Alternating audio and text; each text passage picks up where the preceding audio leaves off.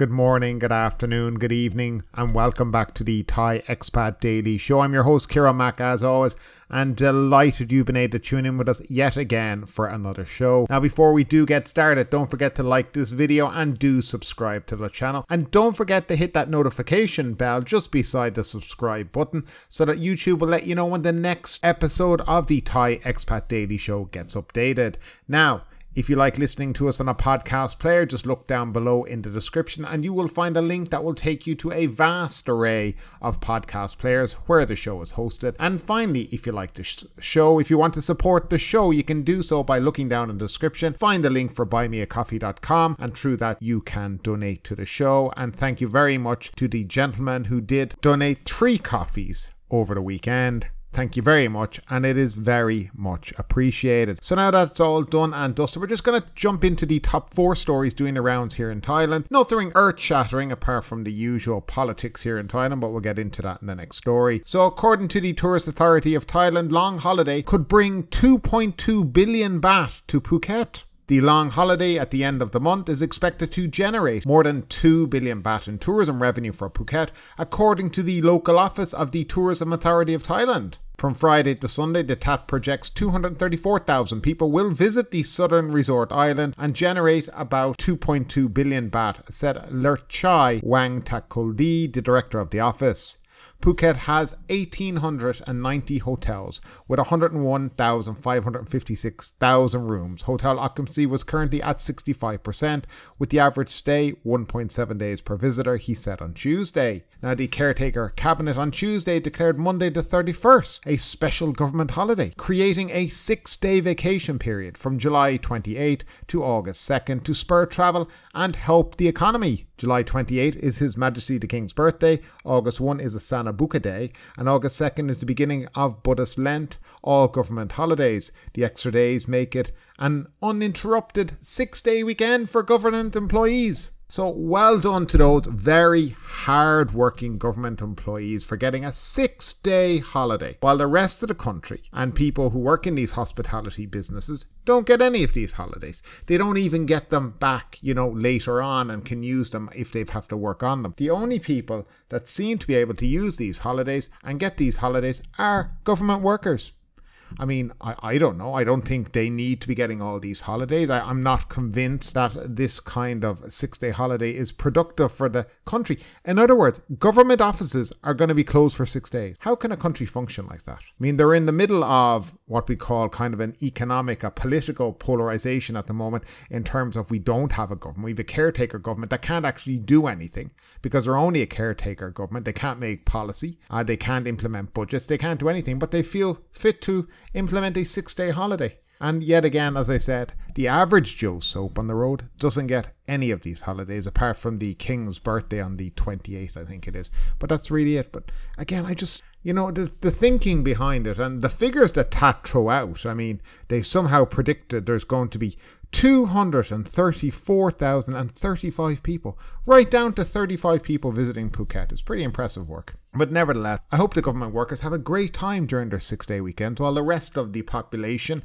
are hard at work trying to keep the economy going. Nevertheless, we'll move on to the next story of the day. Parliament vote for PM has been postponed indefinitely.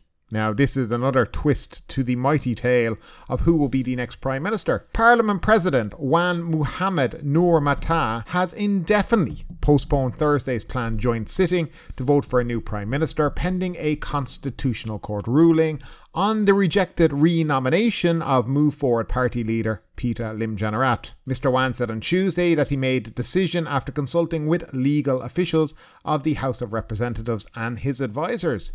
They were of the view that if the Prime Ministerial vote went ahead on Thursday, it could potentially lead to problems when the Constitutional Court makes its ruling afterwards, the House Speaker said. With Thursday's meeting postponed, Wednesday's planned meeting of whips from the coalition allies, other political parties and senators was now unnecessary, he said.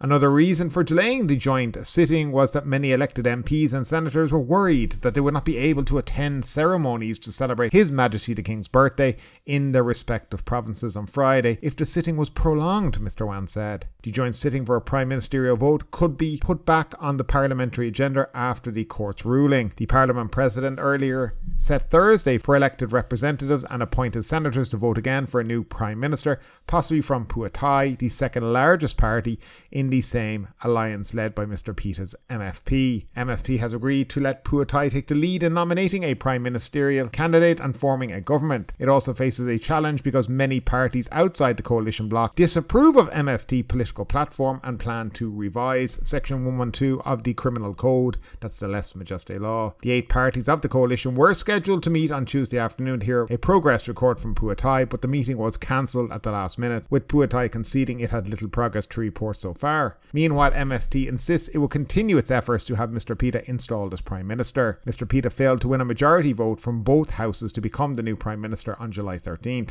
Now, Mr. Pita was renominated to a joint sitting on July 19th, but the Parliament rejected it on procedural grounds. Opponents argued it was a violation of Parliamentary Regulation 41, which prohibits the resumption of a failed motion during the same parliamentary session. Mr. Pita's supporters and many academics, and actually they have something like 100 legal scholars now, have disagreed with the Parliament's resolution and asked the Constitutional Court to rule on the legality of Mr. Pita's renomination for Prime Minister. So actually what happened here was that the MFT filed a complaint with the Ombudsman here in Thailand, and they actually agreed that this was incorrect according to their deduction, and now they have sent it to the Constitutional Court for a ruling from them. I think it's something that the Speaker of the House, Matha, should have done himself rather than let them debate about it and vote whether they would allow him to be even renominated. And I think this is partly the problem. Of course, now what has happened is now that that's gone to the court, they're going to wait for the Constitutional Court to make a ruling on it. So this could drag on for weeks and weeks and weeks, who knows.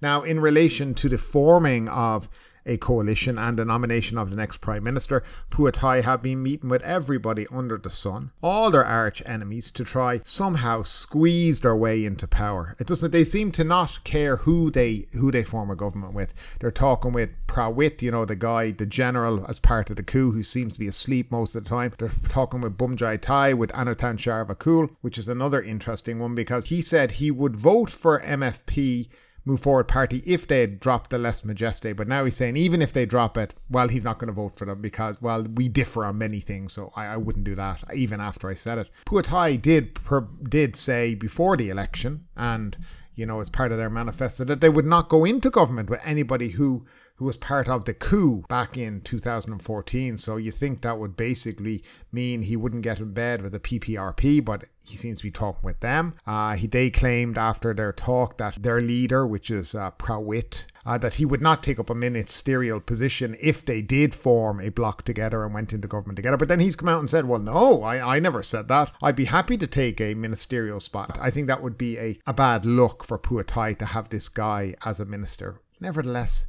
it's all such a mess. I never seen anything so disorganized. But of course, if you've lived here in Thailand, you probably think to yourself, well, it looks pretty normal on how things get done around here. The main takeaway from all of this is that the senators and the junta guys, they just don't want the Move Forward Party in. Now, you can say it's about the lèse majesté law, but I think it's a lot deeper than that. I think they want to amend the army and their powers. They want to amend the constitution, by the way, which is something Phua Thai also want to do, is amend the constitution. So we'll see how that goes down as well. There's lots of things, but it's a lot deeper than the 112. They just don't want a progressive party who are going to go after corruption, who are going to go after, the people who have made this country into the state it has become over the last 8 or 9 years, especially economically, which, the country is not in good standing at the moment. And the longer this drags out, the worse things are going to get. I do hope for Thailand's sake we have a resolution to all of this, but a resolution that will, I think, keep people mainly happy, because the last thing you want is protests. The last thing you want is violence on the streets. And if they go too far in picking people that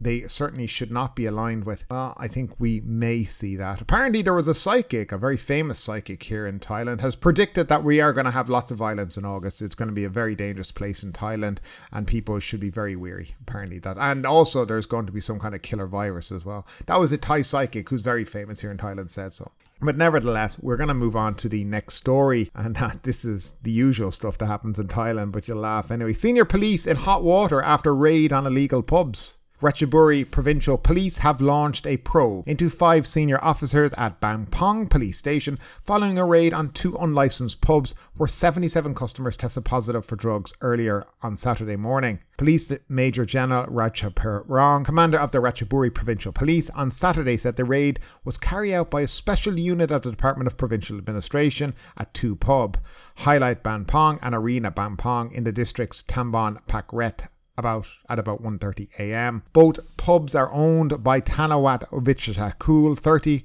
who was arrested. The DPA unit conducted the raid with officials from the Department of Juvenile Observation and Protection after a tip-off that the pubs allowed customers under 20 to enter the premises, stayed open until dawn, and had a connection with illicit drugs.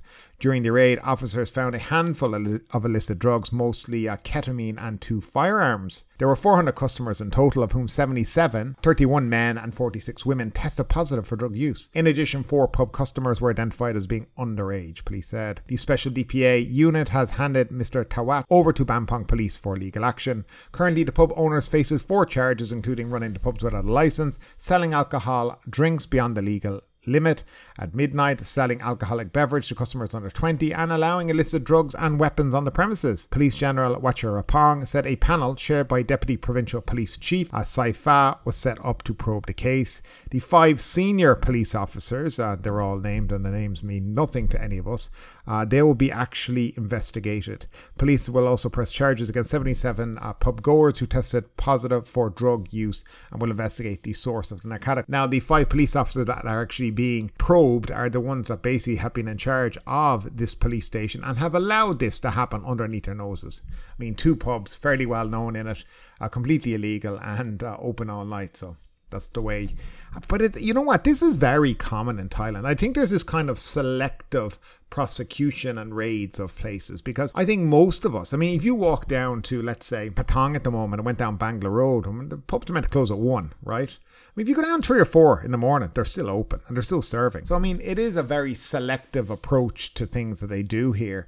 And I guess it's to do with the envelopes and who you pay or who you haven't paid that will decide whether you get raided or not. And finally, Aussie MP cautious over Phuket's cannabis state. A member of Parliament of the Australian state of Victoria voiced his concerns over a lack of awareness regarding the laws regulating the use of cannabis and how the availability of marijuana on the island may land tourists, especially Australians, in trouble. Wayne Farnham, state member for Narakan and also parliamentary secretary of the leader of the opposition in Victoria, is in Phuket to observe the state of the island's cannabis industry and its effects. The Victorian Parliament look like it's going to introduce a bill to legalise the consumption of cannabis in Victoria, a bill that will put forward by the Cannabis Party, Mr. Farnham explained. Mr. Farnham made his position clear on decriminalising marijuana. On a personal level, I am against the blanket legalisation of cannabis in Victoria. I am not against cannabis use prescribed by medical officials. I have been coming to Phuket since 2009, and in this time I have seen many changes on the island, but I was very curious as to why the change of heart on the consumption of drugs in Thailand, when previously it was such a very strict country when it came to the consumption of drugs in this country, Mr. Farnham told the Phuket News. I was also curious to see how it had affected the tourism industry in Phuket and the general attitude of the tourists in the country to the legalisation of cannabis. Since his arrival in Phuket, Mr. Farnham has met with the Australian Consul General, police officials and health officials. I have also spoken with many tourists on the island and have received some very interesting feedback. It is clear to me that from the start of the legalisation of cannabis was more intended for medical use only, a tradition that health officials told me was around 100 years ago, and it was a forgotten practice, a practice that could really help those suffering from pain with terminal illness. In conversations with the local police, it seems as though the laws around cannabis have not been finalised yet, although there are laws around the consumption of cannabis, basically only in your own home, and the selling of cannabis. It seems at the moment they seem like guidelines rather than the law, he noted. Well, I think he's very correct on that. The ubiquity of cannabis stores and cafes across the island and the casual attitude by tourists who think smoking marijuana in public is legal are 2 key concerns. I have not noticed on any store a sign that states do not consume cannabis in the street, and I have witnessed many tourists smoking as they are walking around. I feel more education for tourists needs to happen so they understand it is not a wild west of consumption, Mr. Farnham said. In my conversation with tourists, they say things like, "How good is this? We can smoke weed on the street." When I tell them that it is illegal to do that, they are generally shocked and often comment, "No, it's legal here. It's okay." I feel more education of tourists needs to happen before someone lands themselves in jail and then has the nightmare of getting out. Mr. Farmer noted that in his conversations with cannabis vendors and local Thai residents, it is very clear to me that the average person is not really in favour of the practice, smoking marijuana, but nearly all agree on the use of cannabis for medicinal purposes. I feel it is too early to tell if the addiction to cannabis has an impact on the local community, and I will be watching the data carefully on that. And I think he's kind of right. And we've spoken about this a lot on this show. And I think the overall sentiment in Thailand is that, yes, this wild west attitude towards cannabis, the smoking of it and the free selling of it is not what they wanted or expected. I think people were happy to say yes for cannabis for medicinal use, but not in what's gone on here. And he also makes it right. There is no laws. They are all guidelines. They say it's illegal for people to walk around on the street. Technically, well, it kind of is and it kind of isn't. The law is so vague that it is up for, well, let's say, interpretation or misinterpretation if you're a policeman and deciding whether you're going to prosecute a foreigner or not. And I think when you see the likes of Phuket and the Move Forward Party in their election manifesto, they discussed about getting rid of this free-for-all that you see at the moment and having it strictly for medicinal use. I'm kind of siding on the medicinal use only because I do think that if they're going to sell it the way they are in an open way, there have to be rules and regulations behind it. And there is no rules and regulations. The rules and regulations seem to be just kind of amongst vendors rather than a national guideline or a national law on how things are meant to be done. But this is over a year ago, and they still have not managed to put together a set of laws and regulations in relation to marijuana, which I find amazing. To think that they couldn't have done anything, that they introduced all this and decriminalized marijuana without having any proper laws. But of course, as you and I know, this is the way things get done over here in Thailand. There's no attention to any form of detail when they do things. And this is at the highest level of government. And I think you can see why that people do want to change in terms of who is representing them in government, who's running the country, because the people that are doing it right now seem to be rather incompetent. And unfortunately, when you see this Australian member of parliament here, what he says is, and his observations are bang on. People generally think they can just do whatever they want in relation to smoking marijuana. They can do it on the street, they think it's all okay, but it is technically, well, kind of illegal and up to interpretation whether it is or not. But you know, I think it's the smell, by the way. You can be prosecuted for the smell because they haven't drafted actually any laws in relation to it. But yeah, there you go. I mean, a member of parliament from another country comes over and within a few days he can tell you that, yeah, the laws don't exist. Even the police say that it's just so vague and there's no, you know, it's only just guidelines. And I think that says a lot about what has gone on. What the Bumjai Thai party, by the way, Anathan Sharvakul, who is the Minister of Public Health, he's the one who brought all this in, and he should be the one to be held accountable for that state that the whole industry is in at the moment. I do hope that a party gets in and decides, let's put together a set of rules, regulations and laws in relation to this, because otherwise it's going to be exactly as it is right now, just a free-for-all. But that is it for today, folks. I hope you enjoyed the show. Don't forget to tune in again with us in the next couple of days. I think we might have a show tomorrow. Things are heating up in terms of what's going on in this country, in terms of will we ever get a prime minister in an actual government, but we will bring you the news as we get it here. Anyway, guys, thanks for tuning in. Stay safe and have a great day.